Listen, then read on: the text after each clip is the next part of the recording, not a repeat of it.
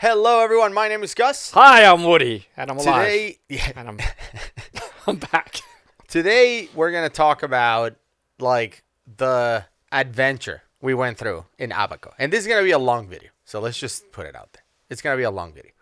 Because last week, earlier this week, we posted, a teaser to what happened, which is we went to Abaco and ended up not going as planned. Right? Even get in there. Right.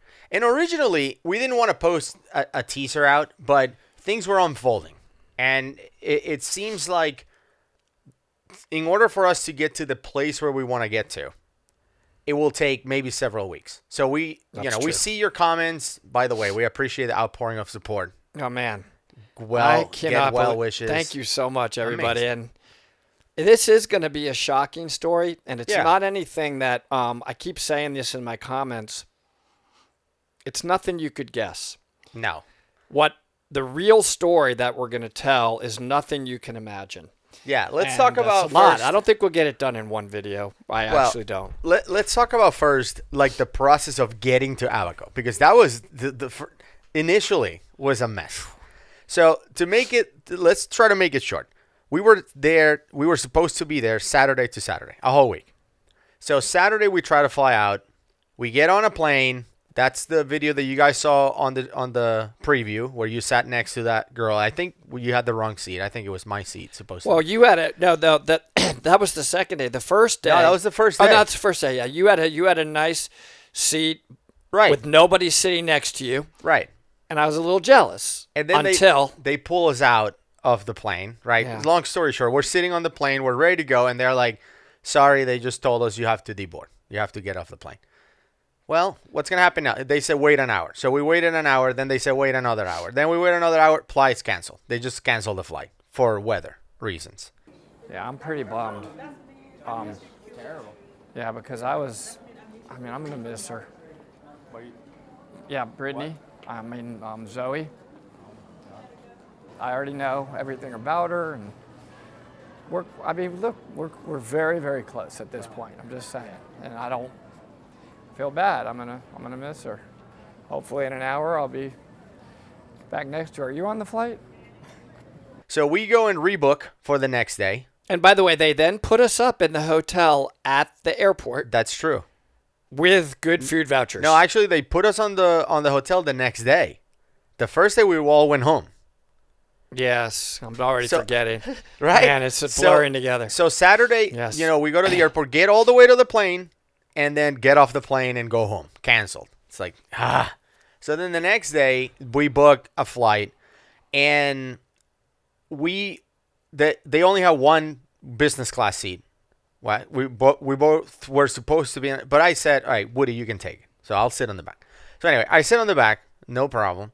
We get on the plane. They're pushing out. We're like, yes, we're finally going to Abaco. This was Sunday. Finally going to Abaco. Yes. Fly out. Awesome. Flight's going great. On the approach, as the plane is landing on Abaco, they just start going up again.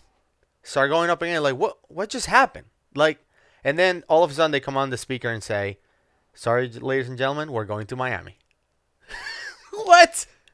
They basically said, they didn't have they didn't have good enough VFR, visual flight reference. You have to be able to see, because the Abaco airport isn't set up for instrument landings.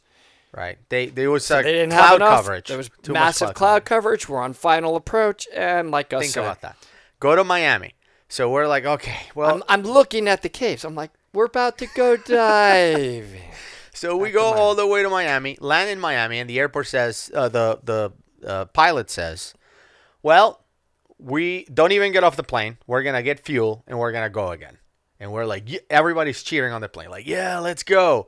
And then 5 minutes later, they say, we're going to go again, but we're going back to Atlanta. It's like, oh. And then we sat on the plane forever, 2 hours or something, while they refueled and all of that. Not able to get off the plane.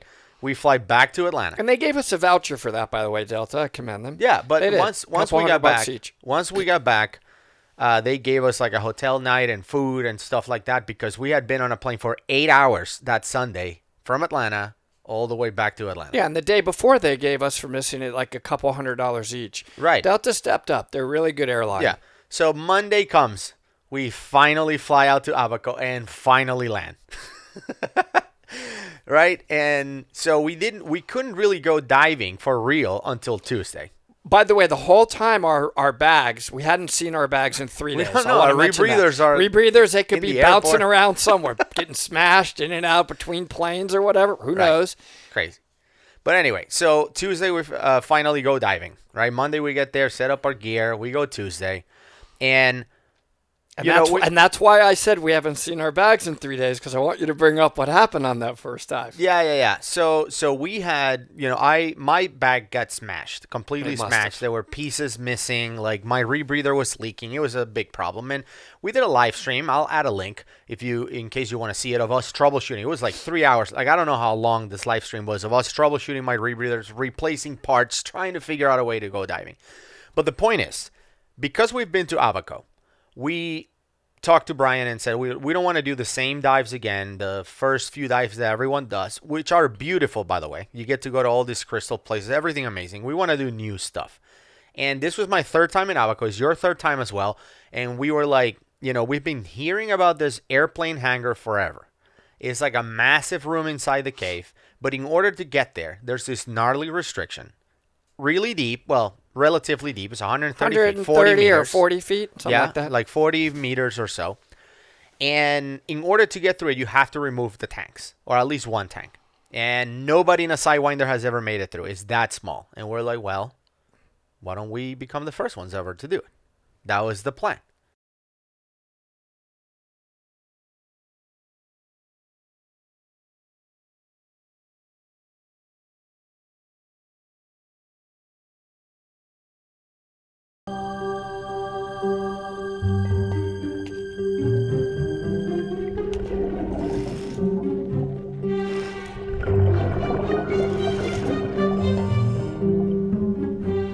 It's not uncommon to get stuck in a cave dive. There's this moment when you realize that you're actually stuck. And you have to suppress this upwelling of panic that happens.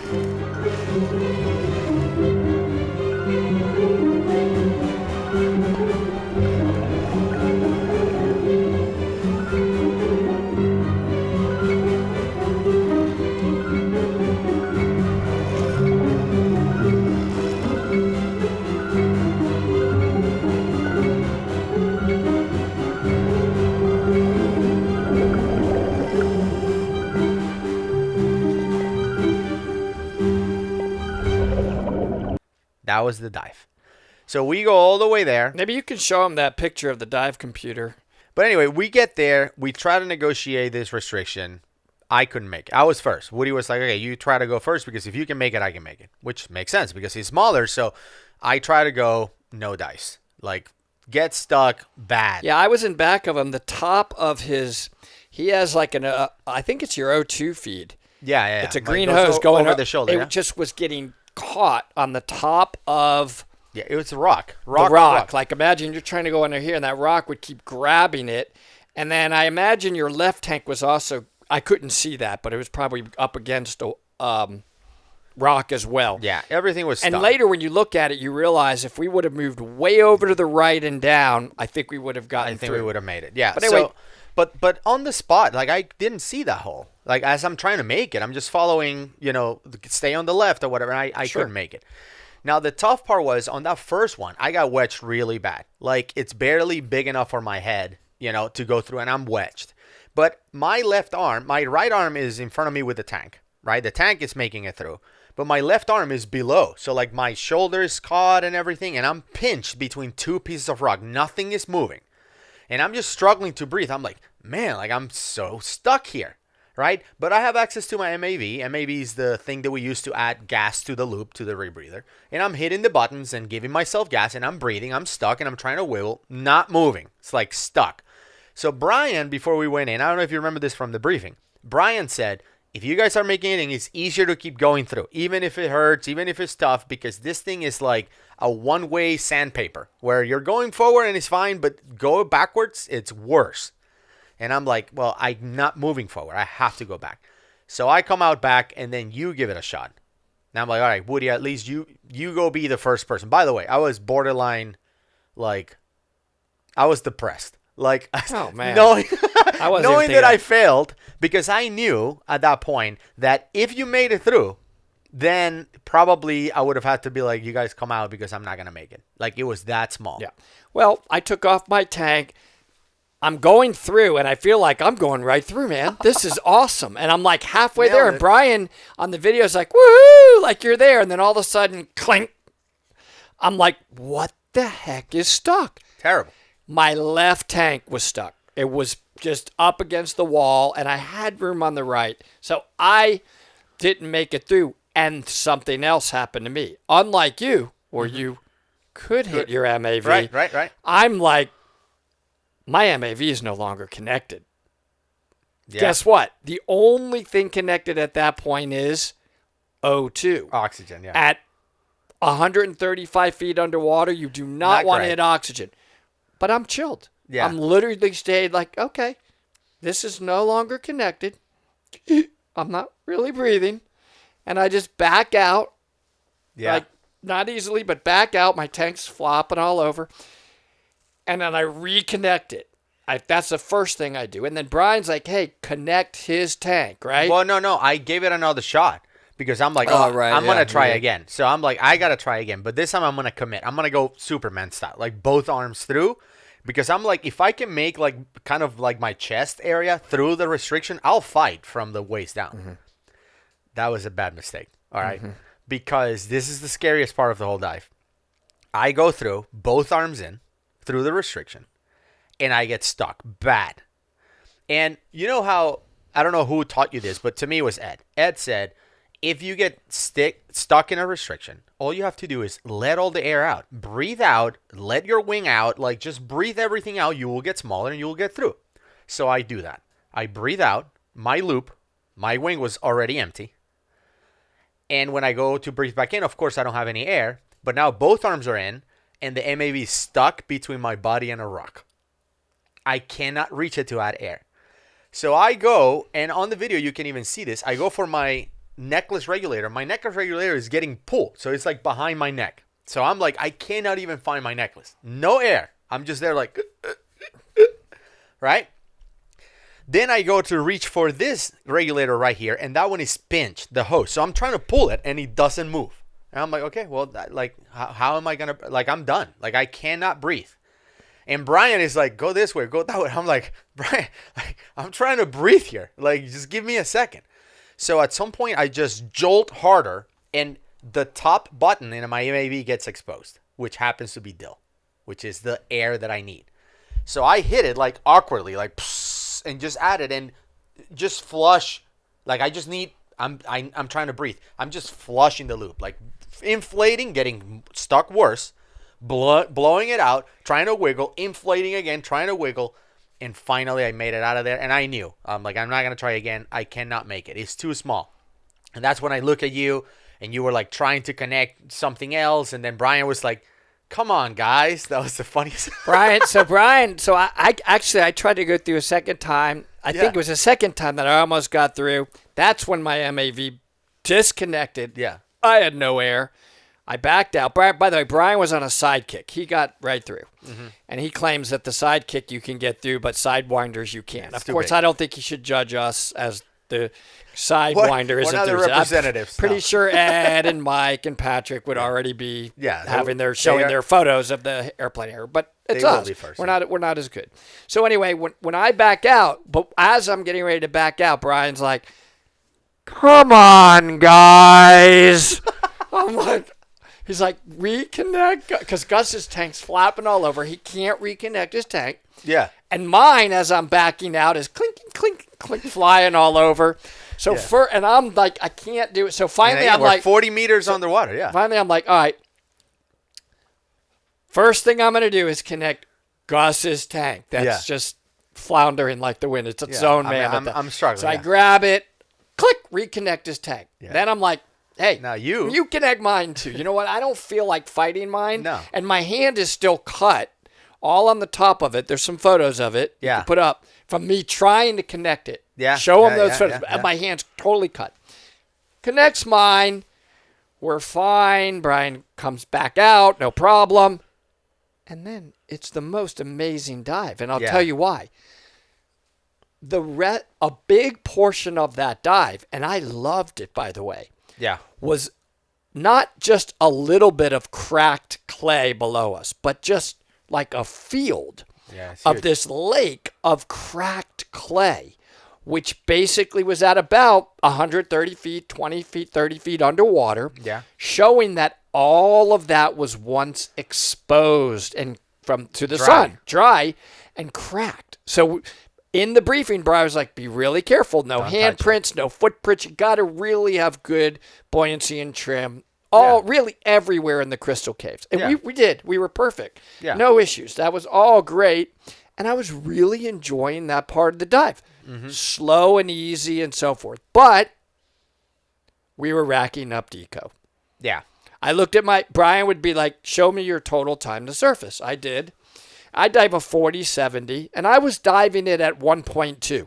Yeah. That's 40-70 is how Gradient factor. conservative you are when it comes to deco. So yeah. I just was diving it. I typically will dive a dive like that at 1.2. I don't want to have too high of a PO2 on a big dive because what's going to happen is I don't want to take the whole video to explain this, but Yeah, you're going to reach a limit of how much oxygen you can have at a certain PO2. Okay, you're going to Right. reach a limit The of higher where PO2, the less time you can be of underwater. which it's called your CNS clock. Of which, if you go too much beyond that, things could happen bad. Yeah, yeah. We ended the dive at 100% of our CNS clock. I'll Right. just say that. Long story short, I had 70 minutes of deco. We come up. Nobody's panicked. No. Now, I did start to feel a headache at about 80 feet. And it was like almost like a little, like somebody's kind of squeezing on your temple. And I'm like, Yeah, huh. yeah, yeah. Not something I normally feel, but okay. Right. No, they never noticed.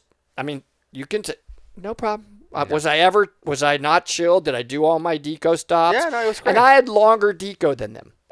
You may have been diving it. Well, I think on the way up, you were cranking up your PO2. I was. Brian said to do that. I was, and I kept up about 1-2. So I had about 8 to 10 minutes more of deco than them.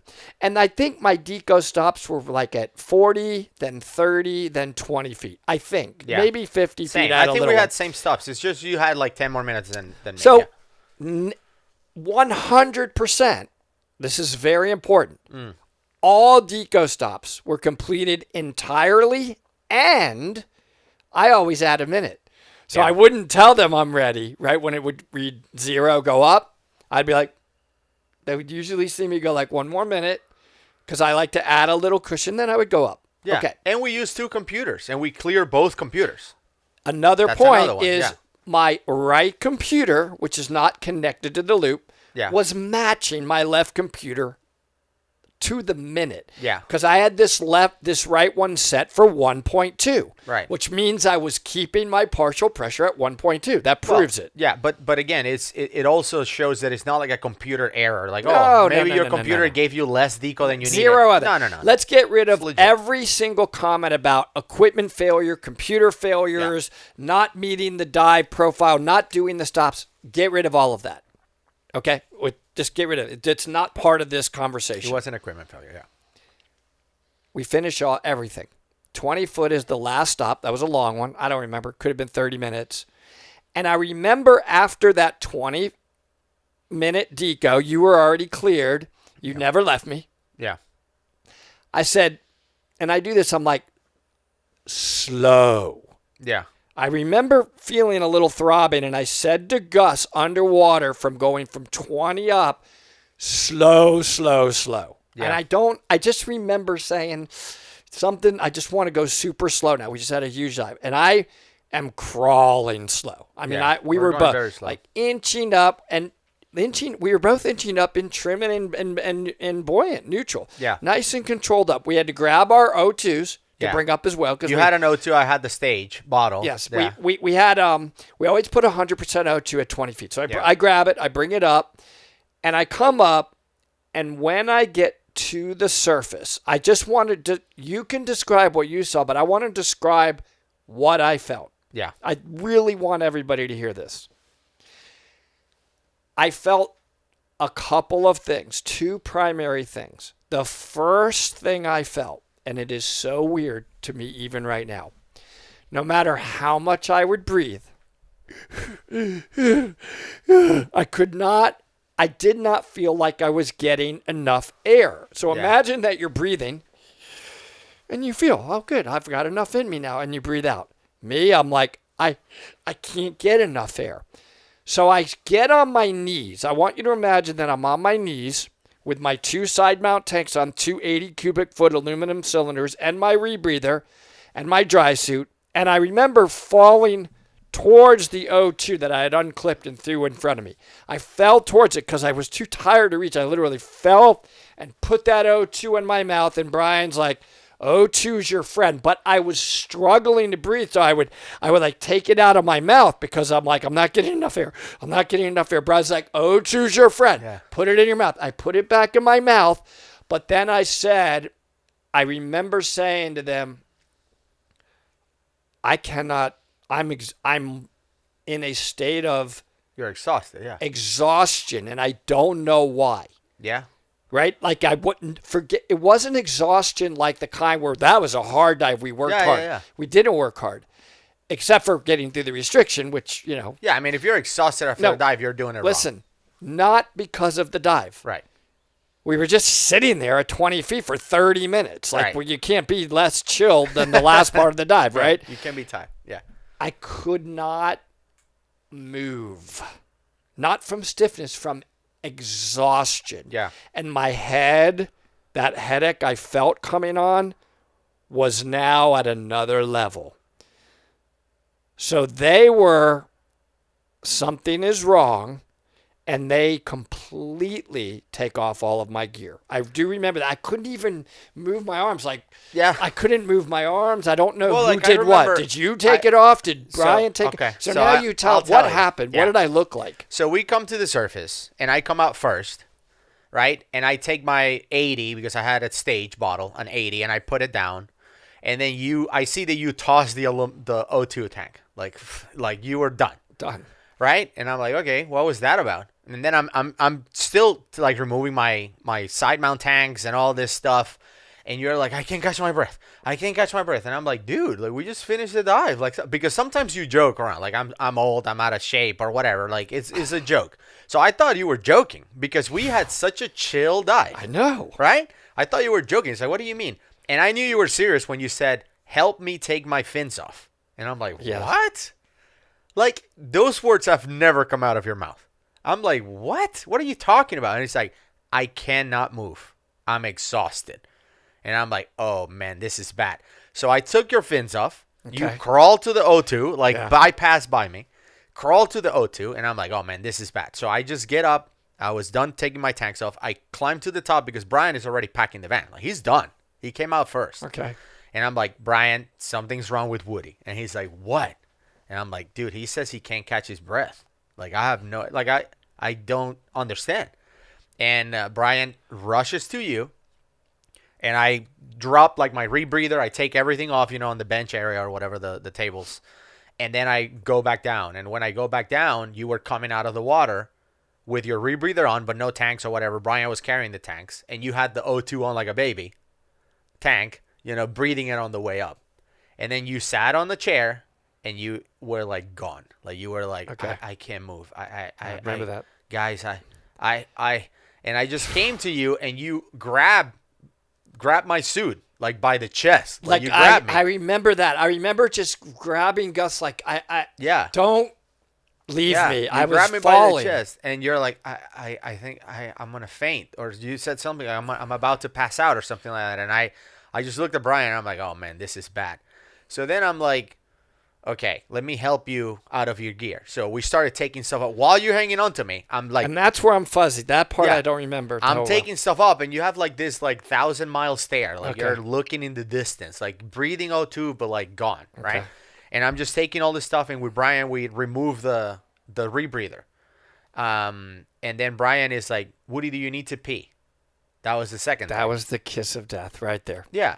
Woody, do you need to pee? Because typically, for those of you who are not divers, what happens is After you do a long dive, you need to pee. Like, it's like, You remember, you're in a dry suit. yeah. And if you're not peeing through the dive. And I didn't have a pee valve, but Right. I didn't pee in the dry suit. And when he asked me that, I had no sensation of the feel of where I felt like I needed to pee. Right. That is very strange. That's not good, number one. It could be, number one, when you do get DCS, decompression sickness, it can make you not want to pee. Right. So that's one cause. The second cause is you were probably dehydrated. Yeah, and I'm glad, Brian is there. Brian, in addition to being one of the greatest divers who ever lived, okay, he used to run decompression chambers for the U.S. Navy. Like, you don't get more qualified than Brian Kaycock. So, like, I would have never thought to ask you if you needed to pee. Like that, why would I ask you that? You know what I'm saying? And the fact that he asked that, it was immediate. When you said no, he's like, we got to get out of here. And he also kept asking me, are you cold? Are you cold? 3 or 4 times, which I'm normally cold, but not when I'm in my dry suit. I'm not cold. Yeah. So I was like, I'm not cold. He goes, were you cold? I'm like, no, I'm dry. I love my dry suit because I am very dry. But then yeah, so I remember we got in the van. At that point, I was coming back. Okay, I think you guys waited until I came back a little. Like you were like, I'm gonna need a minute, and so I told Brian because Brian was packing the van, and I'm like, Brian, let me change because I was still in a wetsuit and stuff. I decided to do a wet suit dive on that one. And you were cold, you told me. Right, I was cold at the end because we sat there for like 30 minutes without moving. But anyway, the point is, I told Brian, I'm like, Brian, let me change really quick so I can come help. With Woody. He's like, okay, go ahead. I got him. And then Brian was holding you while you were breathing O2. And I finished packing the van and changed. So then you're like, okay, I'm feeling better. And Brian is like, keep breathing O2 all the way to the shop, he said. So I remember I got in the van. You guys helped me. Both of you helped me get in the back seat of the van. Yeah. I remember joking, by the way. I need to say this. Because as soon as you sat in the van, you were like, oh, I'm feeling better, guys. Thank you. Like, I'm not tired anymore. I'm feeling good. And I remember joking. And I'm like, dude, if you wanted us to load your stuff in the van, you could have just, I remember that. I remember that. Pretend you're bent. I swear I remember that joke. I laughed. Yeah. You don't have to pretend you're bent. You can just tell us. Oh, no, I'm so bent. And he said that joke. And I actually did laugh. It was very funny. Yeah. But I knew something was pretty wrong. But I was... and the O2, by the way, lasted the whole way back. Right. So I don't want you to think we had no problem. That 40 cubic foot cylinder, I think I only breathed like 500. I don't breathe a lot, but I breathe the whole way back. And we get back to the shop. And then I get out of the van. Yeah. I go and I sit. At Stumble. first I sat down on that chair that's in the front of a shop to breathe O2. Yeah. But then what I remember, is I remember then feeling that exhaustion, tired feeling again. Like the kind where it was more like, I'm going to fall asleep in this chair. Yeah. Probably wasn't falling asleep. It was probably pass out. So what I did was like, you're kind of out of your mind at this point. I had neurological effects. So I'm like, you know what? I'm just going to go lay down on the couch and rest. Yeah. So rest. Brian... They're like, and then when I went and rested, you knew that. I told you that. Yeah. I went and laid down on that couch, and So here's what did happened. I bring the O2 with me to the couch? Yeah. So you sit on the chair, and you're like, he's like, I don't know when I'm gonna be able to take my stuff out of the van, but I need a minute. And we're like, don't worry, we got you. So we got all your stuff out of the van, right? And then Brian is like, we're not going out to eat tonight, right? Because typically when you're in Abaco, you go out to eat. Like every night, we pick a new restaurant and try it for dinner. Right, because breakfast and lunch we eat whatever, but dinner. Knowing me, I'm like, I'm gonna rest and then let's go diving. So Brian is like, I'm just gonna go get some steaks and we just throw them on the grill. And you're like, absolutely, steak. I thought you were gonna just go home and be like, I just want to lay down. Like I'm not even hungry. And you're like, no, go get the steaks. Part of that was also because I'm like that. I shouldn't be. I just didn't want to let them down. Like, I don't know how to explain it. Like I was like, look, guys, I'm gonna rest, whatever. But I don't want to go home and you. Let's do the steaks or whatever. I felt exhausted. Yeah. It would have been easier to say let's go home, but I hadn't concluded in my mind that I'm like bent to a pretzel. Right. So there's a couple of things that you do after your dive to prepare for the next day of diving. So I did it for both of our rebreathers, for yours and mine or whatever, while you were sitting on a chair. And at some point you're like, I got to go lay down. And you grabbed the O2 tank and went and lay down on a couch somewhere. I don't know. It's his couch in the back there. Yeah. And then, so I kept working on the rebreather, and Brian showed up and he's like, where's Woody? And I was like, he's laying down. And Brian is like, there's no way he's diving tomorrow. Right? No way. He knew. There's no way he's diving tomorrow. This is not good.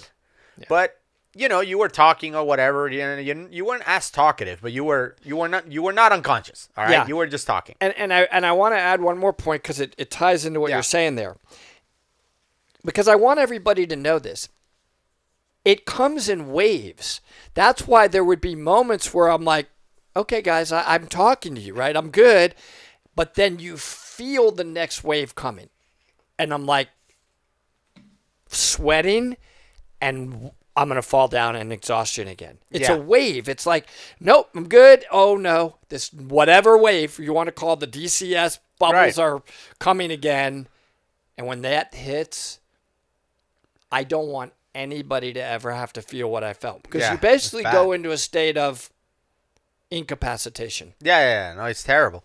But you came back from laying on the couch, and he was back with the steaks, and he was like, okay, I'm going to throw these in the grill. Are you okay? And you're like, oh, yeah, absolutely. And then Brian is like, Woody, I don't think you should dive tomorrow. And you were like, you know what? No. I think that's a good idea. No, it's good. I will just rest. No, I said to Brian, didn't go that way. I said to Brian, oh, yeah. Yeah, no, he did say that. He goes, maybe you should take the day off tomorrow. You're like, yeah, absolutely. And I was like, relieved. That's right. I was like, oh, my. Yeah. I said, guys, let me just sleep in. I'm like, in my mind, I'm going to sleep in and lay down on the bed and relax. And Brian's like, no, you maybe you could come to the dive site with us, just rest in the van. Right. And even then, I'm like, that would be wonderful. I need a day. I'm so exhausted in that moment. I'm just like, the thought of me at that moment, even lifting my arms up to get in my dry suit, I'm like, I need a day. Yeah. So that was the plan. Yeah. And we were immediately talking about okay, Brian, what are you and I doing while Woody waits in the van? Thank you.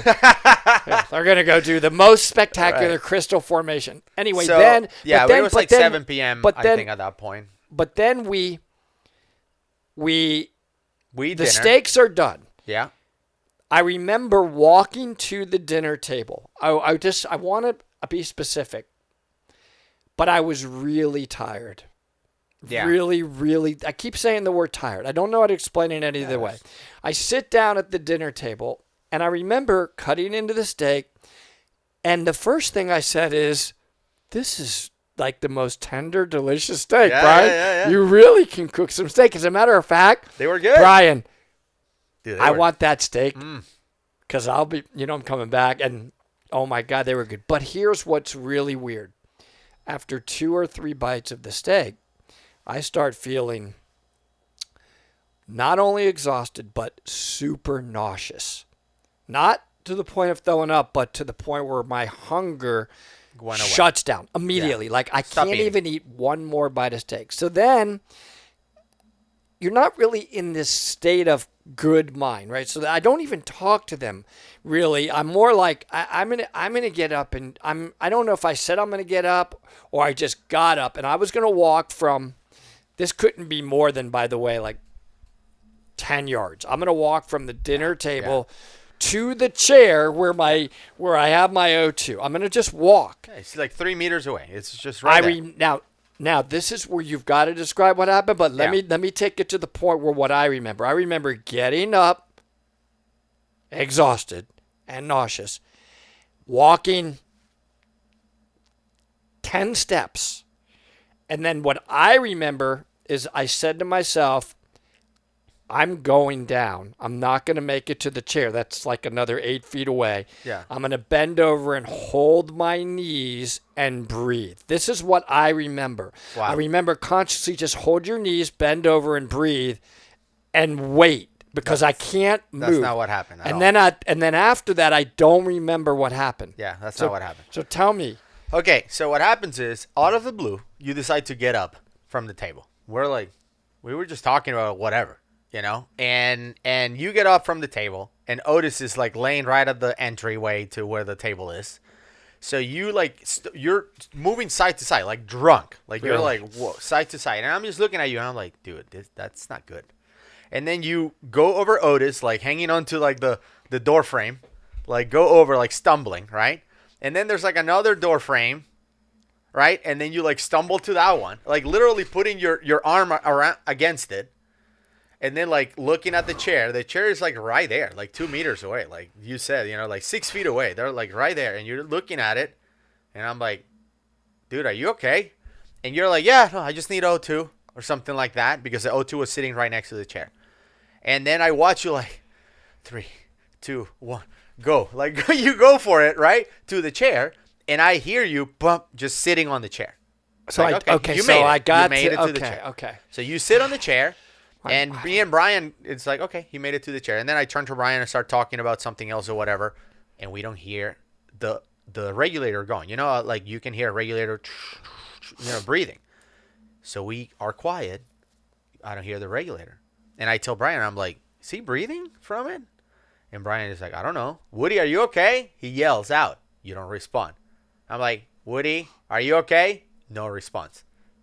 So that's when we get up.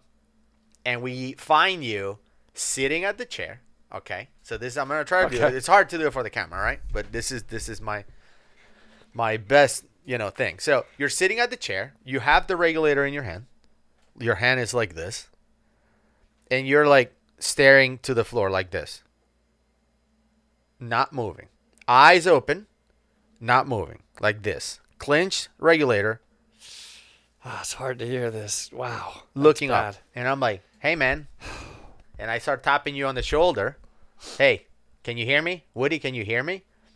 Brian shows up and slaps you. Like in the face? Yeah. It's like, Woody, are you okay?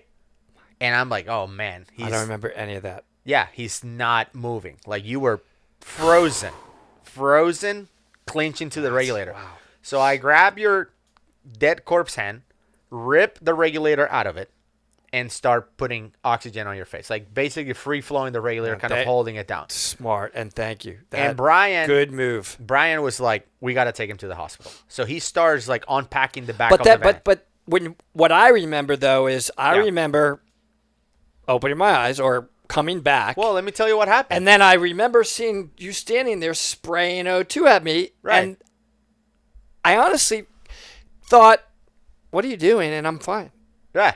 So I'm holding the regulator, free flowing oxygen into your face, like mouth and nose, because your mouth was kind of open. I'm like, I don't know if you're breathing through your mouth or your nose. I don't know. So I'm going to go for both.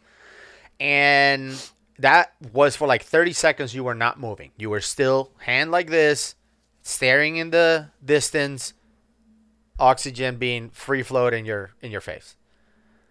And Brian is asking me, is he moving? Is he doing anything? I'm like, nope, he's not doing anything. So I just keep free flowing. Sorry, At some point, your right eye starts closing. And your legs start going stiff. Like you're sitting on the chair and your legs just get up like the exorcist and like go straight stiff. Oh, man. And your hand is still like this. Your eyes closing. Your legs are going stiff. And I'm like, oh, man, he's having like a stroke or something. Like I thought he went from bad to worse. Yeah. Like I thought it was getting worse. Those were those waves I was telling you about. Like, yeah. It's so brutal. your legs are stiff, your eyes, whatever. And then all of a sudden you go, like you just jolt. And I'm like, hey, man, welcome back. And then you look at me, you're like, oh, yeah, I was just resting. And I'm without laughing hesitation, at myself because I could hear myself. And without hesitation, I said, in peace?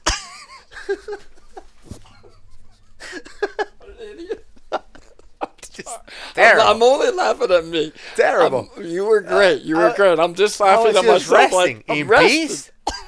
Dude, like you were dead.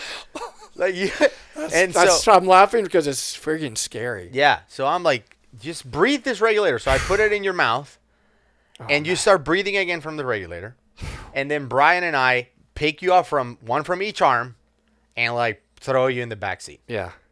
Yeah. But and then we're going to the hospital. No, but then I got in that back seat and I was nauseous beyond anything I ever felt, and I just start.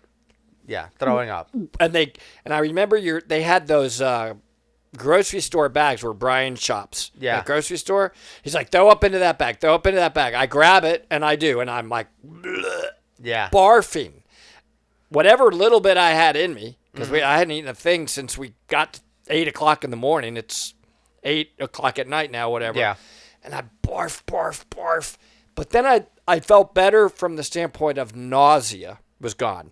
Yeah. But you might as well have just imagine me being couldn't like, move. Yeah, you were exhausted. I'm toast. You just ran 2 marathons. Yeah. I'm you were gone. destroyed. And I'll breathe this oxygen, but I barely remember even pulling up to this clinic, the Abaco clinic. I kind of remember, and I'm like, I don't even remember getting out of the van. Did you guys carry me into the clinic? Well, Did we go directly to a bed? Did I have to check in? Like that part, so this I is am fuzzed out So on. you know Brian's van has like the driver and passenger seat and then a bench. And then everything else is cargo. Okay? So you go and you sit on the bench, and because I have to be there to hold you or else you were going to fall to the floor, I'm standing in the cargo area, like holding you, moving all over the place as he's driving, right? And I notice you start shivering, like you're freezing. So with one hand, I'm holding you. I take my jacket, my kids' rebreathers jacket, and I put it on you while you're basically throwing up. Like, and you already had like a hoodie, like the Dive Talk hoodie, but I guess you were super cold. Now I remember that. Yeah. So I put my jacket on you, right? And then we get to the hospital, and Brian goes in. And you're like, where are we? Like, what are we doing here or whatever? And I'm like, dude, take it easy. Like, we're getting you help. And then he comes out with a wheelchair. So we put you on a wheelchair. Okay. Yeah. And with an oxygen tank. And it turns out that, number one, I'm always cold, but the real reason I was cold, another symptom of DCS that Doug told me about later is your blood pressure's dropping.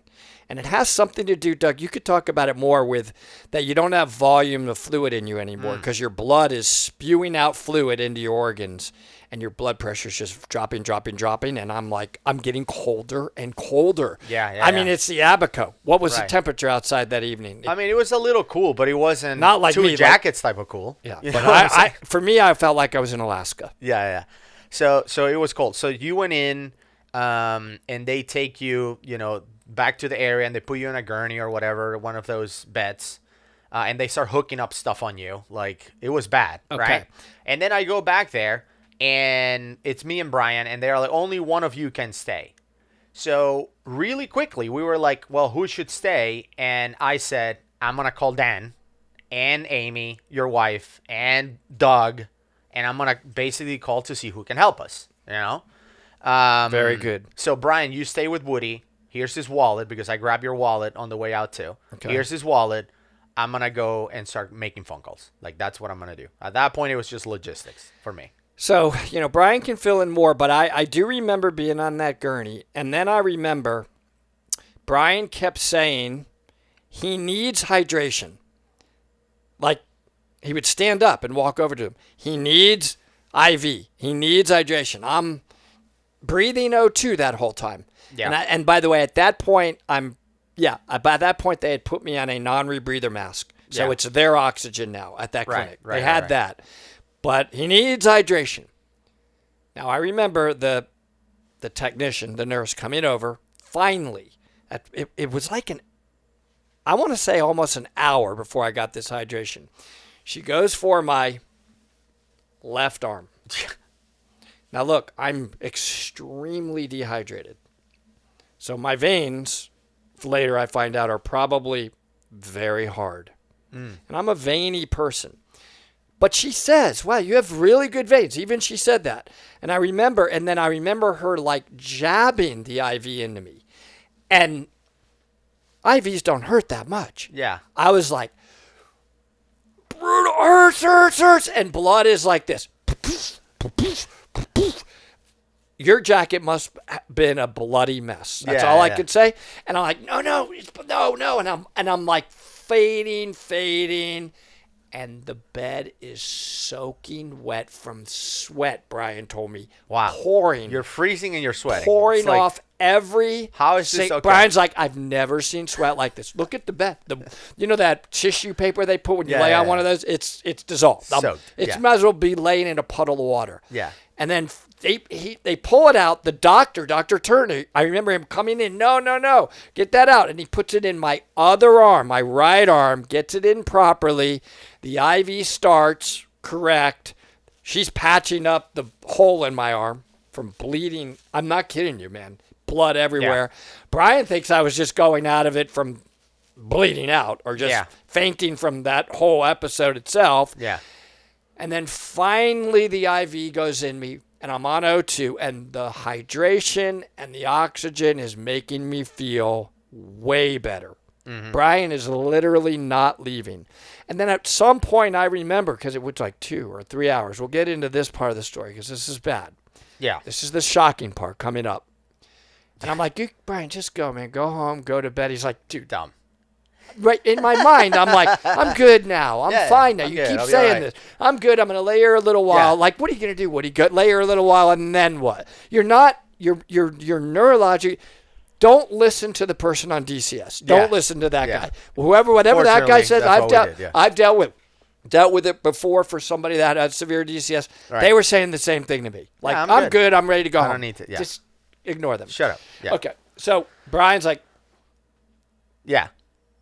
I'm not leaving your side, and we need to get you to a hyperbaric chamber. Right. So that's the next mission critical point for what I have. So let me tell you what happened when I came out. And by the way, this next section of this video, all right, we're going to talk about what happens when you contact Dan, Dive Alerts Network, for real. Okay. Well, what happened to us when we contacted Divers Alert Network? Let's not generalize anything right now. We don't know what happens to others. I want to state the facts as we remember them, and I also want to state this right now. Mm-hmm. We're obviously in ongoing communications, all the way with the CEO of Dan, who is being responsive to very long emails and a phone call with me. Yeah. And we are getting the detailed transcripts of every phone call that you had with them, that Dr. Turner had with them, that I had with them, that they had with the hospital in Nassau, that all the conversations. So we can really look at the facts to ultimately, the goal here for me is what happened, right? Let's look at the facts. What happened? How do we improve it so it doesn't happen to anybody else? Right. Because if I did not have, I'm going to cut to the end and then you can fill in the gaps. If I did not have my American Express Platinum card, I'm just going to say this. Right. That was able to handle up to $30,000 in charges. Yeah.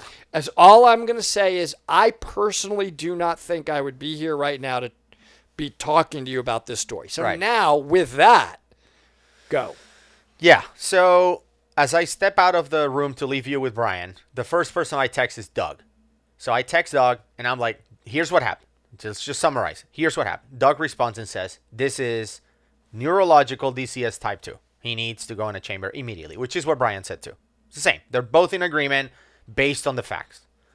As soon as he says that, and I'm like, okay, well, I need to contact Dan because they're the ones who, by the way, if you're not familiar with Dan, they sell insurance for divers and diving accidents and diving things.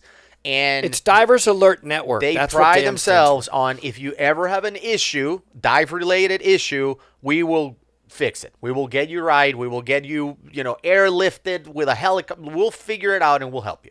So Woody and I happen to have the highest level of Dan insurance that you can get. Guardian Plus or whatever it's called. I don't remember. Anyway, we both are insured through Dan. So as soon as Doc says he needs immediate evacuation, like he needs to medevac now, I contact Dan. And I talked to a lady there, and she says, and I hope we get these recordings. No, we're going to. They have assured me in emails we're going to get them. I hope so. And even invited us to come to a meeting at the end of January with the CEO and have a roundtable discussion with the transcripts in front of us. I hope so. To say, let's read this now. Let's stop. Let's analyze that. So I'm just going to talk about what I remember, and I took some notes because I wanted to remember everything. The first conversation with the lady, I explained what happened, just calmly. We were doing this type of dive. Here are all the symptoms. This is everything that happened, just like I told Doug. And she said, well, based on what you're saying, these symptoms are too vague to determine if it's DCS. That's what she said. Yeah. So I said, okay, Before you hang up, I spoke to Doug Ebersol, who is a cardiologist and a consultant for Dan, and he thinks it's neurological DCS type 2 and needs immediate evacuation. I told this to the first lady that I spoke to, and she's like, well, I understand, but we cannot, in a long distance or through the phone, determine that the symptoms are too vague. Okay. We don't know yet. So let's stop right there. This is very, very important. Very important. Yeah. We're going to know if that, I obviously believe you, but we're going to get the transcripts, everybody. This is dive talk. You're going to know the facts no matter what. I want to say that. If that was said by that medic. Yeah. That is very wrong. Well, that's what she said. And here, let me tell you why, which I know that they're going to work on having that not happen again. If somebody tells you, Divers Alert Network, that they have DCS or that you're taking care of somebody with DCS, in my opinion, which I'm entitled to, there only one word comes out of that medic's mouth. Who do I pay? How do I pay to get that person to a hyperbaric chamber? End of conversation. Right. That is your purpose. Right. So anyway, she's like, I'll call you back. Okay, great. So I keep texting with Doug, and I said, I just got off the phone with Dan. They said the symptoms are too vague, and they cannot determine if it's DCS and requires a chamber. And Doug responded. I can read the text. Doug responded. He's like, what is vague about he came out, he was out of breath, he passed out, he needed OT? Like, what is vague about that? That is straight up textbook DCS neurological type 2. I think he was upset, and he may have contacted Dan. Probably contacted them, because then 15 minutes later, I get a call from the same lady saying, hey, after further analysis, we determined that, it is true. It looks like neurological type 2 DCS, decompression sickness is what DCS stands for, and he needs to get to a chamber. I said, great. So what do I have to do to get him to a chamber right now? They said, we're going to put you in touch with our travel department, something like that. Fine. They patched me to the travel department. Some other lady answers, and she's like, okay, tell me what happened. I'm like, I'm sorry. Okay, that's problem number 2. So this is why I want to have a meeting with Dan. And I respect the CEO for saying, I'm willing to get this right. Yeah. One person should not have to tell somebody else what happened. This is an emergency, man. Right. Forget what happened. This is what we need. That's a problem. I think There's if there was gaps. any time when I lost my cool was with that lady, and it wasn't so much losing my cool. It was more like, you can talk to the person who transferred me so that they can fill in. But right now, I just need a medevac. Like, that's all I need. Help me. So she's like, well, in order to do that, we need to determine if the patient is fit to fly. Okay. So I'm like, great. What do I have to do to determine that? I'm going to send you some forms for you to fill up. And then once you fill those forms up, we will analyze them and we will proceed with booking the medevac. Why didn't she ask to speak with the doctor that was there in the clinic? Let's show people the forms. But let's stop. We're going to show them the forms. But I don't skip my parts. This is important. But they do talk to the doctor. That's what I was going to say. Okay. Forms are not needed at this point. This is Woody's opinion. Mm-hmm. No forms, Dan. No forms in an emergency. Well, let me finish. Okay. We're all entitled to say what we want. Life saving is your priority. One thing should happen. If you need to determine something, immediately speak with the doctor that is evaluating me, and that is it. This is not a time, in my opinion. Yeah. And I think there should be a standard operating procedure that says forms are way down the road later. Yeah. And okay. I don't have this on my notes, but I feel like I remember, if I'm wrong, I apologize, but I feel like I remember them saying even Dr. Turner cannot determine if you need a hyperbaric chamber because he's not a hyperbaric doctor or a dive doctor. So who does determine it? Again, that's what I'm remembering, and that's why we went to Nassau. God. Okay. God. No. But that's ultimately, okay. I'm just saying. Well, let's look at the forms because the forms are ridiculous. But if that's what was said, and I don't know if that's why I'm not making any accusations. Right. If that's what was said, which we will know from the transcripts, because we're going to read every word, that's wrong. Yeah. If that's what was said, there's no to make a determination if he's fit. I mean, who's going to make a determination if nobody can make a determination? Right. So I think that the order of things is Dr. Turner says, I think this patient needs hyperbaric treatment, but I'm not a hyperbaric doctor or whatever, so I need to transfer him to Nassau. So he goes to a hospital where a doctor says that he needs hyperbaric treatment. That's why we went to Nassau later on. But let's not get ahead of ourselves because they sent 2 forms. And I'm showing them on the screen right now, and you can see how long these forms are. I mean, look at this stuff.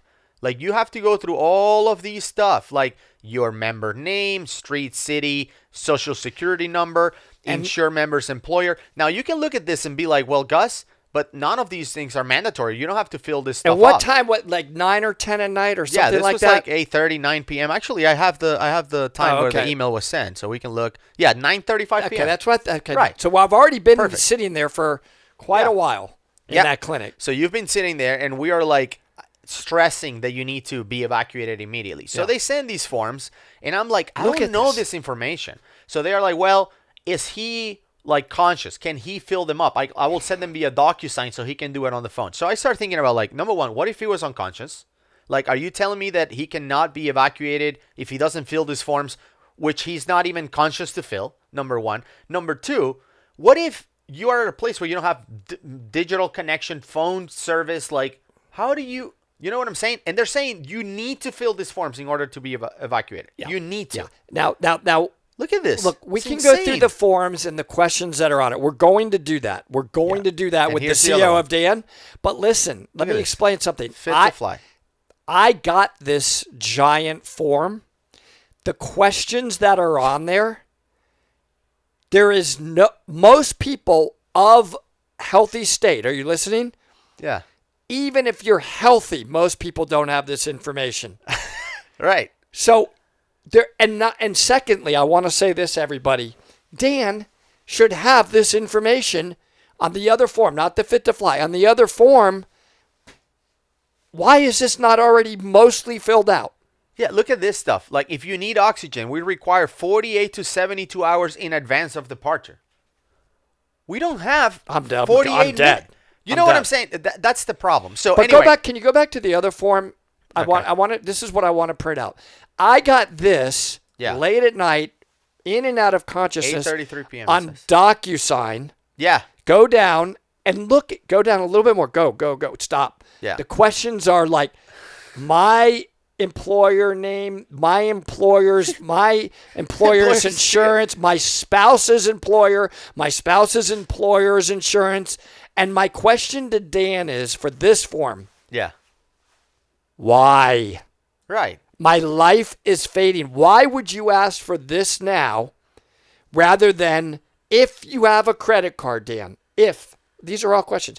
If you have a credit card that will handle payment in an emergency situation where you now know I have DCS level 2. You just admitted it, Dan. Right. Why did you not say, no matter what, we have a credit card to Dr. Turner, to Gus, to me, and we will pay for anything? I'm asking a why question. I'm not accusing of anybody. Right. But why would you send a form? Yep. And again, you know, people can read this. First of all, this needed to be printed. It's just in Word and then filled and then somehow taken picture, scan, and send back and all that stuff. The inconvenience of that is outside the picture. But the second thing is, when they send the DocuSign to you, because I said, look, he's conscious, you can, I guess, send it via DocuSign. They send it to you. All those fields were required. You had to fill them up. It's not like you can just skip all of them. Next to my bed, filled with blood. This phone's bloody phone. And I'm like, and I remember being in my bed, I'm like. Employer phone number. I'm literally like this, laying on the bed, IV, oxygen. Yeah, I'm take out my wallet. Listen, wait, I want to show you guys this. I literally am like frantically looking for this information. And as I'm taking this out with my IV all hooked up in oxygen, this stuff's falling all over me. Literally. I'm like, I can't. Coordination. It's an emergency. I'm like, where's this card? What is this? What are they looking for? And I'm texting Amy, my wife. Yeah. Well, what's this for you or that for you? I need it right now at this late hour. What's your employer's phone number? Because the reason I did it, I'm trying to save my own life at this point.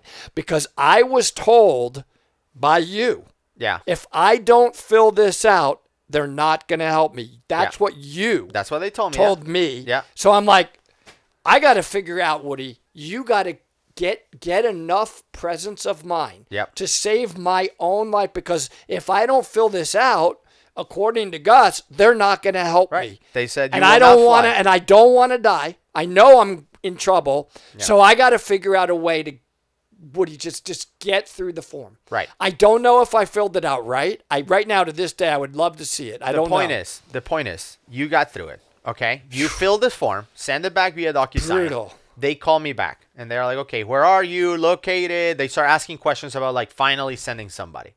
So then I asked them, okay, at that point, after they had the paperwork and all this stuff, I asked them, how long until somebody's here to pick him up? And they said it's going to take at least 24 hours. Okay. I didn't even know what to say. I have to see the transcripts. Yeah. Dan, we're going to look at the transcripts. Everybody in the world, we're going to look at the transcripts. Gus is my partner, my brother. He's super smart and probably remembers things pretty accurately. Right. I right now am of the belief that that's what they said to you. Right. If they said that to you, yeah, Dan, that makes me wonder, and I may have said this to them, do you understand what DCS level 2 is with neurological effects? Because if you're nonchalantly saying to Gus, we can't get anything done for 24 hours, where were you going after that? Were you stopping, Dan? Because if you were stopping, I keep using the word if, maybe you weren't, but if you were, that means you basically left me to maybe either have, if this is per Doug, permanent damage or death. Yeah. Per Doug Ebersol, I have text messages per science. or email, per science. If that is what you're doing, I'm not accusing you of doing that. Right. Maybe you were in the background frantically doing something else. Right. I don't know, but the transcripts are we going to tell us. We have follow-up calls where they try to explain why it would take 24 hours. So it's not like I'm imagining it. They followed up with a call next day to explain why. And they were saying, and I remember I also had that phone conversation. I forget her name. Right. No, impossible for a plane to fly there. There are no lights in Abaco. I'm like, let's get there. So as soon as they say there are lights, I flew out. As soon as they say it's going to take 24 hours, I said, you're useless to me. Like, Dan, we just wasted time. We just wasted an hour filling forms and an hour doing this stuff and on phone calls with them. You knew, Gus, it was a waste of time. Because you knew at that moment, I can't give him 24 hours. It was a waste of time. It's a life or death thing. What I hope they came out of that was then to do what we did, which are a couple of idiots that have no network other than a cell phone and a credit card. And with a cell phone and a credit card, you had an air ambulance flying from Nassau to Abaco to pick you up. How many forms do you have to fill for that ambulance to transport you? Listen, 0 forms. Right. But I will say this. I think it was Dr. Turner of the Abaco Clinic who found that qualified air ambulance service. Yeah. He said, but you got to pay for it because Dan won't pay for it. Now, that's what I remember him telling me. So I think Dan was on the phone with him, telling him, we're not paying for that. So I'm scrambling. So first I give him a MasterCard. Yeah. Then I give him a Visa. Yeah. All of them are getting declined. Of course, it's you're charging $8,700. $900. So I want to show you now. Everybody, listen. Every credit card I have, MasterCard, garbage. Visa, garbage. All of them are garbage. And I call the MasterCard or Visa. I'm getting declined. No, I call them and I'm saying, you're declining. Please approve this or I'm going to die. I need it. They would be like, try again. It's approved. I was standing there. They were like, try again. Decline. I'm like, and I didn't do this card, which saved my life. And the reason I didn't do it is I was wondering, do they take American Express? You know how sometimes in a foreign country, they don't take them everywhere. Don't take American Express. So, but anyway, while you look for that, the point is, I'm going to show you this. The point is, Dr. Turner found an air ambulance, which, by the way, is an air ambulance that it works all over the Bahamas. So this is not some secret background company. This is a very well-known company. I happen to have I have an American Express Platinum card. By the way, you saved my life. American Express, you saved my life. I'm CEO of American Express. Without hesitation, I want to tell you what happened because I believe they saved my life. Right. Along with you and Brian. I called the back of my American Express card in a last attempt to either die or have permanent damage per dog or get out of there. Right. Because Dr. Turner said Dan's not paying for this air transport and they won't come unless this charge goes through. Yeah. I call the back of the card. Immediately, the nicest rep, I say, I'm in a dire emergency. I have to have a charge for, I can't remember, I think it's $8,700 approved right now from an air ambulance. I'm in Abaco, Bahamas, to air flight me out to Nassau so I can get in a hyperbaric chamber. I have severe DCS. She's like, approved immediately. Tell him to charge it. Do you understand? That's what she said. No questions, no forms. Approved immediately. Tell him to charge it. I'm like, here, charge it. They go, they charge it, approved, and it goes through immediately. Yeah. The plane is on the way.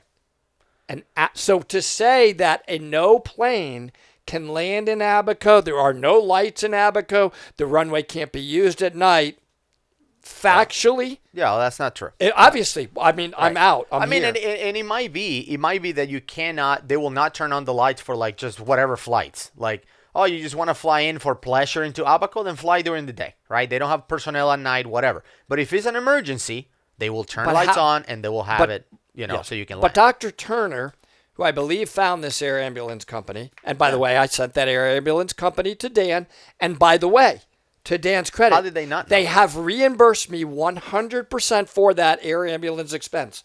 I want they did pay back. They deserve to hear that. But listen, but I want to say this because this is also on the transcripts.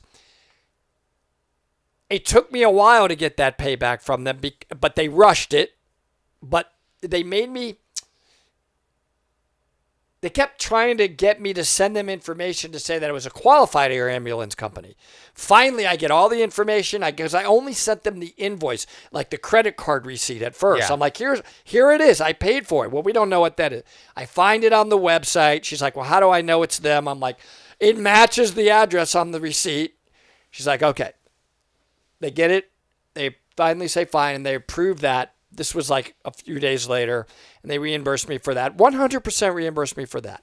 Now, if you thought that's mind-boggling, I'm just saying, if you thought that's mind-boggling, I don't know if this is part 2 of this video. So first, because it gets way more mind-boggling. Before we go too far, I think for those of you who are still watching this, an Make hour it a part plus 2. into, Make it a part 2. Well, this is all at once, but the point is, for those of you watching who have Dan, okay, which is almost 100% of divers in the world. Almost, I don't leave home without it, and that is American Express. Okay. That's what I have. So for those of you watching, how many of you could afford to pay $8,700 to be airlifted out of anywhere? And again, this just happens to be in Abaco in the Bahamas. Maybe in other countries, Dan has like a bunch of helicopters that can fly people around. But in the Bahamas, Woody had to pay for it. $8,700. All of my MasterCard and Visas, which have... How many people can afford that? How many dive masters out there? But they shouldn't have to. Right. The point is... I should not have any more privileges or any better treatment than any other person on Dan. I don't want anything more than anybody else. Right. I was in desperation mode to save my own life. Dan, whether you agree with me or not, I believe I was in desperation mode to save my own life, and one credit card company stepped up. Right. American Express, without question. And the fact is that how was it that an hour and a half later, a beautiful air transport ambulance plane came with a technician in it and a nurse practitioner in it, a doctor, not a nurse practitioner, that never left my side, with stretchers in it, with fluid in it. You have it. You filmed it. How is it that happened? But if you told Gus that it would take 24 hours, how is it that it would take you 24 hours? But we made all that happen with my I never leave Yeah. home without an American Express card. How is it that happened? And and these are questions. So instead of being, this is an accusation. I'm asking, how is this possible? Okay. What Well, about the dive instructor? Do dive instructors, full-time dive master instructors, in Mexico, like guys, they can what would you have paid with? Or what would have happened to them? I don't know, because wait 24 hours. Dr. Turner told me they're not paying for it. Yeah. Were you paying for it? It's terrible. Were you doing something in the background? We'll find out when we read the transcripts. Yeah. So anyway, we talked to Dr. Turner and says, okay, so Dan is not covering any of this stuff. If you go to the hospital that has a chamber in Nassau, they will charge you a lot of money. And Dan is not going to cover it. Now, I asked Dr. Turner, how much is that? And he's like, I have no idea. It could be $50,000. And why was Dr. Turner saying Dan wasn't going to cover it? I don't know. Well, he told me because he spoke with Dan. Right. So I don't know. I don't have transcripts yet of... By the way, it turned out to be true, right? They didn't cover it initially. Not initially. Or later. It gets more mind-boggling. But anyway, the point is, I remember thinking, are they going to fly in a helicopter? And they said, no, it's a plane. And then I said, man, I hope they fly low because Woody is bent. It was a pressurized cabin. They were controlling everything. And he can get worse. And then I started to think like, well, I did the same dive too. I hope they do fly low because I'm on the plane too. I'm not supposed to be flying, right? So anyway, we get in this plane, fly to Nassau. And by the way, were there runway lights? I mean, beautiful. Perfect. They look like a Christmas tree. Little bright, those lights. Are really good lights. Yeah, you can see them from space. But the point is, we go to Nassau, and Dr. Turner says, look, if you go straight to this hospital, to this private clinic or whatever, where they have the chamber, they can charge you $50,000. Like, I don't know. However, because you may not have enough credit or money to pay for that up front, because they will not put you in the chamber unless you pay, I'm going to send you to the public hospital. And if they send you from the public hospital to there, it will be a tenth of the price. So that's why I was fuzzy. So you were there when he said all of that? Of course, he told me and that part I remember saying, I remember only going like, I was not really all there at this point. I'm like, I just want to go. Yeah. Whatever, Dr. Turner, direct us. I don't know what to do. Yeah. So if you say I got to go to the public hospital first, then go. Yeah. So that's what he said. Because he's like, if you go there and they send you from the public hospital to the private, then you'll pay a tenth of what it is. So it could be $5,000 instead of $50,000. But this is important. If Dan would have told them, or Dan, if you did tell him this, then we'll find out from the transcripts. Yeah. Send them to the doctor's hospital, private hospital. That's where the hyperbaric chamber is. We're going to cover the cost no matter what. Yeah. Why would Dr. Turner, I'm asking a question, why would he come out and say, you need to go to the public place. Dan's not paying for this, so you need to go to the public place? Either he was confused or something else between you, Dan, and him was discussed. And I want to see the phone transcripts to know. Yeah. So anyway, we get to the public hospital, and you can imagine what a public hospital in Nassau looks like, right? It's mayhem. It's mayhem. So you are waiting because they're like, yeah, we'll see you in a couple hours. Like, we will take 2 or 3 hours for a doctor to get to you. They wheeled me in. They took me off of the air ambulance stretcher. Oxygen. They put me on this nasty stretcher in the middle of a hallway with 100 other people, and I hear people dying all around me. I look at the wall next to me.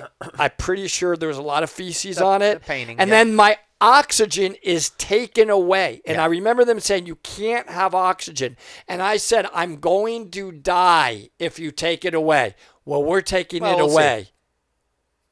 And they took it away. Now I'm laying there. There like, can you help me? Like what looked like a professional would walk by. Can you help me? They were like, kept walking. Yeah. Walking, nobody helping me.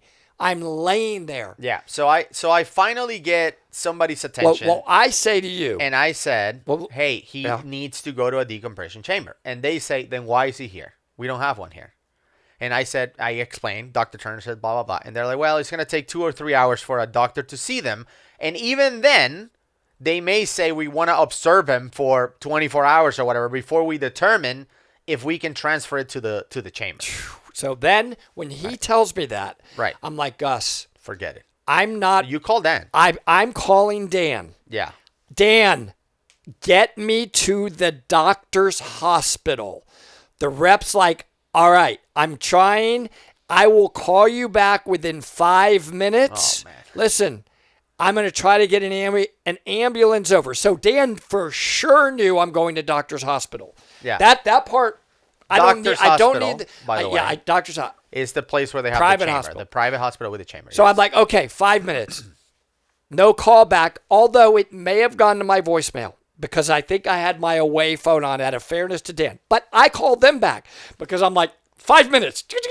Dan, what's up? She'd be like, I'm still working on it. I don't know when I can get you an ambulance. Let's listen to the transcripts, Dan. If I'm saying this wrong, let's listen. I don't know when I can get you an ambulance. I don't know. I'm still trying. I'll call you back again in 5 minutes or 10 minutes. I wait. No call back. I call them back again. Yeah. Dan, I am really fading, man. I'm not on oxygen. I'm not on. I'm going to die. Yeah. Now, it's pretty dramatic. Finally, she says, this is what I recall. I cannot advise you to go on your own, but do what you have to do. This was the effect of the call that I remember, which is why I want the transcripts, because maybe I'm wrong. Maybe that's not what was said. Let's find out. And then I'm like, Gus, get me an Uber, which was out of my mind. It's like, I don't know what time it was. It may have been 1 in the morning. You want a Tesla or a? I think it was 1 in the morning. But I say to him, get me an Uber. And he's like, okay. Finally, he go. There's no Uber in that. I'm like, how about somebody may have told us, like, see if the security guard will drive you. I think it was one of their staff. Yeah. I'm like, Gus, go talk to the security guard. Yeah. I'm out of here. I'm not staying. Because I'm not Dan, staying. but let's add this detail because I think it's important. You said, I need to go to the chamber. And Dan said, Dr. What was his name?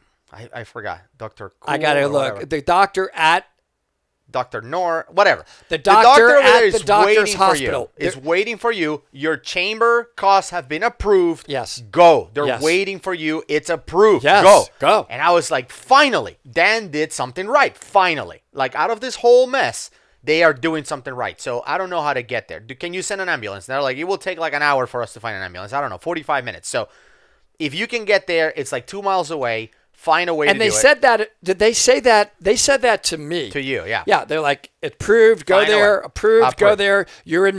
They know you're coming. Yeah. Great. Get me Doctor's there. waiting for you. Get me there. I'm not waiting any longer we- for a maybe ambulance that Dan was like, I don't know if it's going to come. So the security guy at the public hospital said, I'll take you there for $10. And then I remember maybe he was scrambling. a taxi driver / I remember security guy. scrambling to give you money. Yeah. Did I give you money? paid. No, I think whatever. It doesn't matter. I just We remember, paid. like, I luckily had some cash on me. $10, whatever. Take us there. So throw us in Because this it's like 4 minutes away. Toyota Camry, whatever. Just get in. Let's go. And we go to the hospital and we get off and go in. Finally, at the hospital, the Dan said the it will emergency. cover this thing. Approved. Go there. So we go in and the doctor is there waiting for you. Everything looks good. Better hospital, private. Everything looks great. And they say, yes, Dan will cover the chamber. There's one little detail, though. The chamber is inside the hospital, and they're not going to cover the admission to the hospital. Once you're admitted, they will pay for the chamber. But the admission, they will not cover. And we were like, well, what? Isn't that the same thing? Like, what do you mean? Like, I'm sitting down next to you, and I'm in the lobby. Yeah. And I remember their spokesperson, their admin person came out to their say manager this. or whatever. And he also told me, I said, but I have Dan. Here's my card. Yeah. They said, come here. And my United Health card. I gave him that. He goes, we don't accept your United Health insurance, and we have no contract with Dan. And I'm going to call them back and get this on recording, by the way. Yeah. Because he said, we don't accept Dan, and they did not offer to pay. This is what Doctors Hospital told me. If you want to come in, which if you don't let me in, I'm going to die. Yeah. $18,000. I'm not kidding you. What do I do? What do you think I did? Oh, I love you. All right. The point is, I want to tell you what I did. But let's talk about how ridiculous this is. I love okay. this. American Express. Dan literally approved chamber rights inside a facility that you had to pay $18,000 to get into. Like I told you, I'm like, this is like if you buy a membership to an all-you-can-eat buffet and say you pay for this membership and whenever you're hungry you can go and eat it. but it's inside a cruise. And you have to pay for a full cruise to be able to get inside the boat and eat at the restaurant that you have a membership for. It's that insane. Insane. $18,000 later, how many of you divers watching this can afford $18,000 in a credit card to be admitted? I call the back of the card I don't leave home without, American Express, ever again. Immediately, I must charge. I'm now in Nassau, thanks to you saving me and getting me here. Yeah. The hospital that I'm sitting at says I have to charge you $18,000 to allow you in. The rep, I'm telling the rep this. She's like, approved. Tell him to charge it. No questions asked. I sit down with the admin guy at his little desk, and I'm losing it, man. I'm hanging on. I'm going in and out again. And I show him my insurance, Dan card, everything. And finally, this card I give them. He charges the $18,000. It immediately goes through. Yeah. And then they get me, okay, now we can start treating him. The doctor's happy. He's like, finally, gets me on a stretcher, get him on IV, get him on oxygen. God. Like he's rushing. He's like, let me save you. And they are awesome.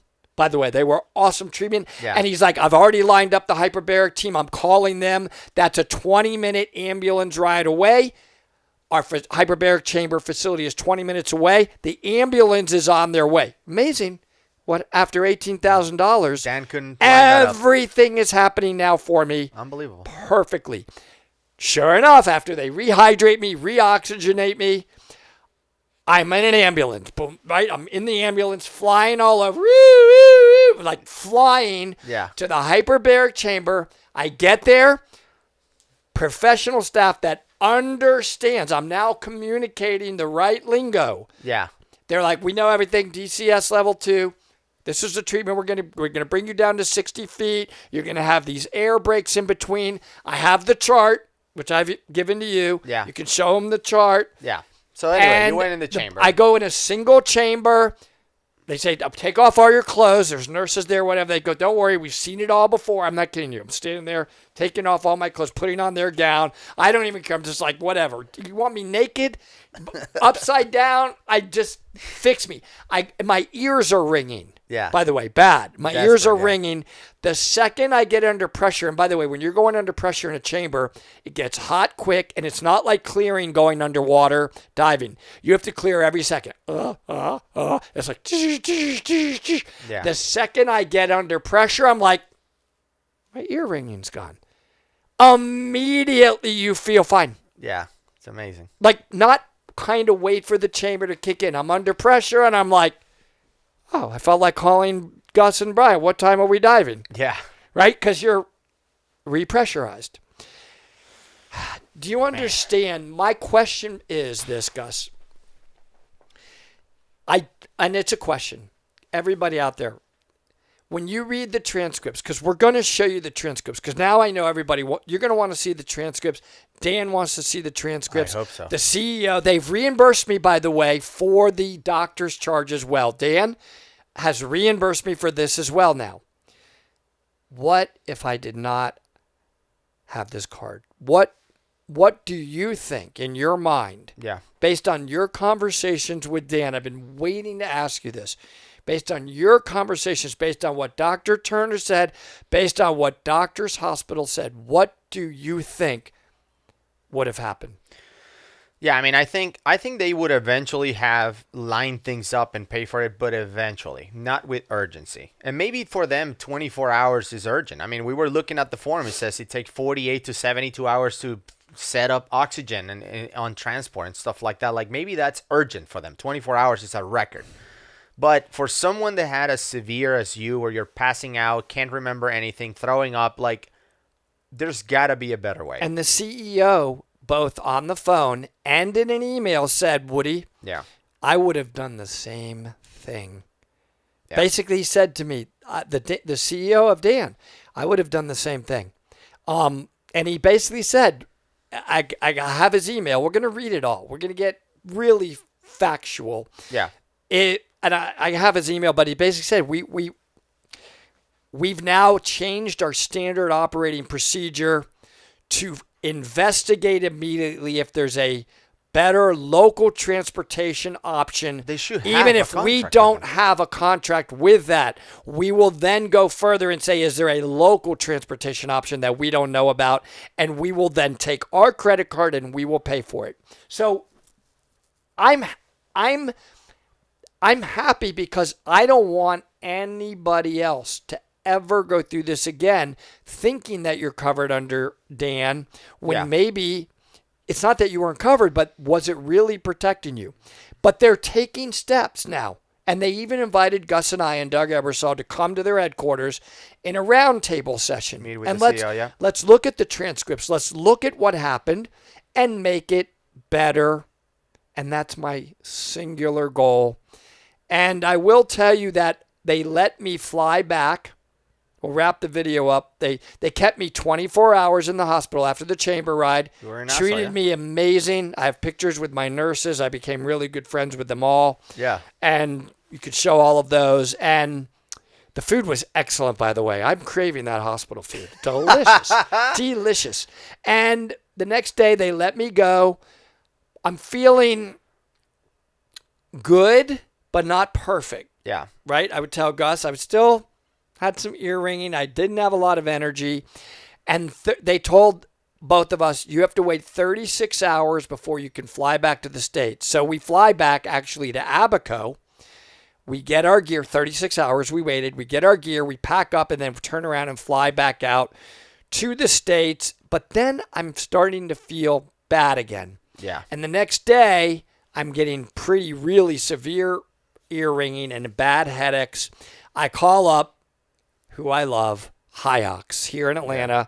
That's Dr. King runs that. They're the Georgia Aquariums dive doctors. They have a 12-person chamber with TVs, snacks, Bathroom, drinks. everything, yeah. You might as well be in like the Ritz. This is that chamber. It's amazing. They analyzed me big time, way more thorough than anybody else. Blood pressure, blood, everything, tapping, neurological exams, like what you would expect. Yeah. You're going in the chamber, shocker. We're going to bring you in like a cleanup chamber ride. This time we're going to take you to 45 feet. And when I come out of that chamber, ever since that Hyox chamber here, I have done nothing but been feeling better. Have you noticed awesome. that? Yeah. Ringing was gone. Headaches were gone. Coming back. Then I later go the next day to Piedmont Hospital. I get both an echocardiogram and a bubble check. I film the entire bubble check. You can show it. Super interesting. You can see the saline bubbles going into one chamber and not coming out the other. And you can see me joking around with the nurses. I filmed everything. I then filmed my nurse with my follow-up primary doctor checkup. All my checks are good. And everybody in the end now is sort of thinking, back to basics, Woody. Dehydration. I probably did not drink enough going into the dive. I now take major hydration tablets before I dive. I will pound that. I want to pee in my pants when I'm in my dry suit. I'm going to wear a diaper. I'm going to hydrate so much that I'm going to be diving with pink diapers. Wow. So from now on, terrible. when you see Woody, you're going to see American Express Platinum cards being kissed often in photos. That's okay. Because they save me without question, and pink diapers and massive hydration. And guess what?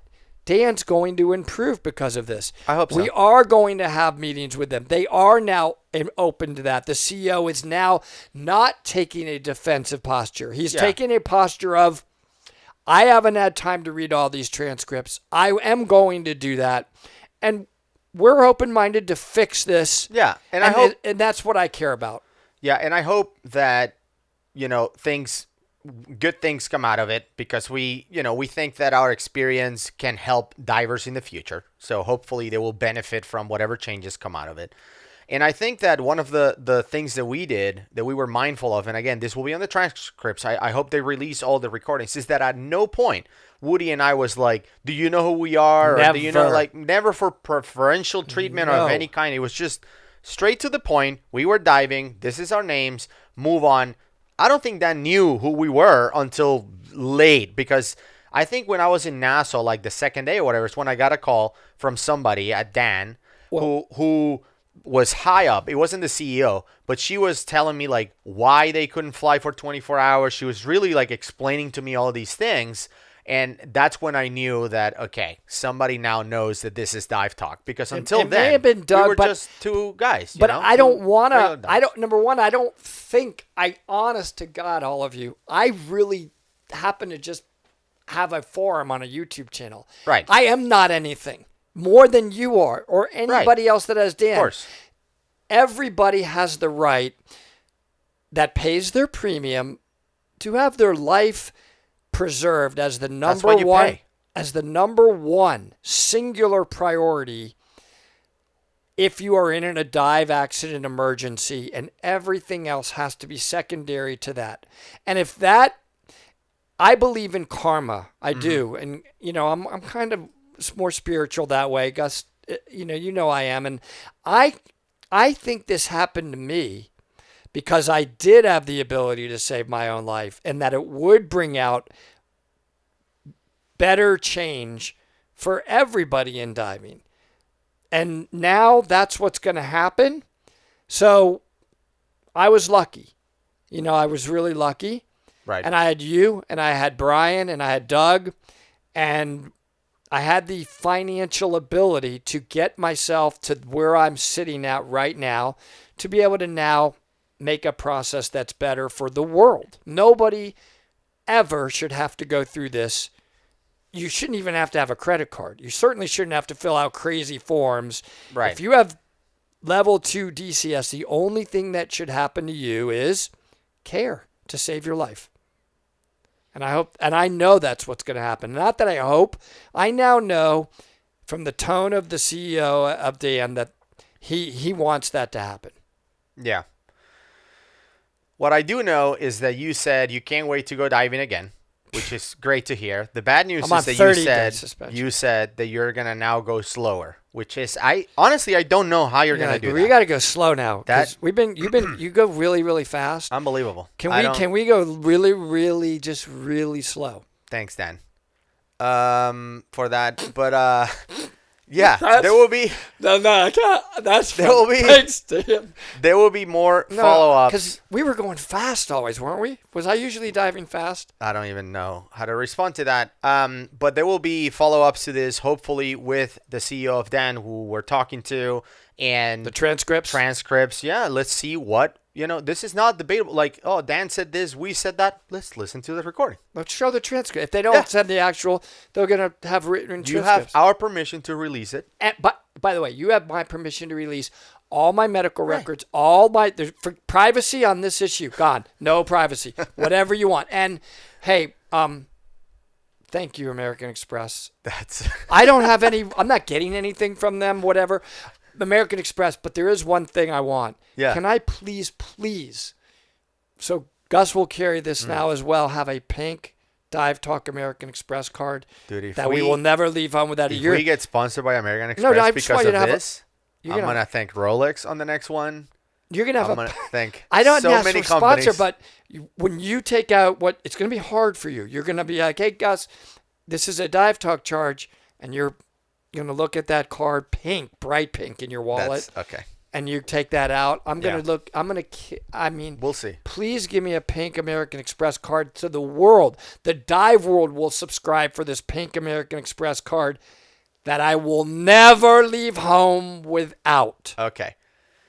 And on that note, I will just say that one of the dives that we were trying to accomplish on our last visit to Abaco was to go to the glass factory. But we couldn't do that because, things happen. But So that was in a pretzel. case, in case you want to see the last time we went to glass factory into Abaco, I'm going to leave it right here so you can check it out. And again, wait for part 2. This thing is still unfolding. Bye, everybody. I love you, American Express. Call me.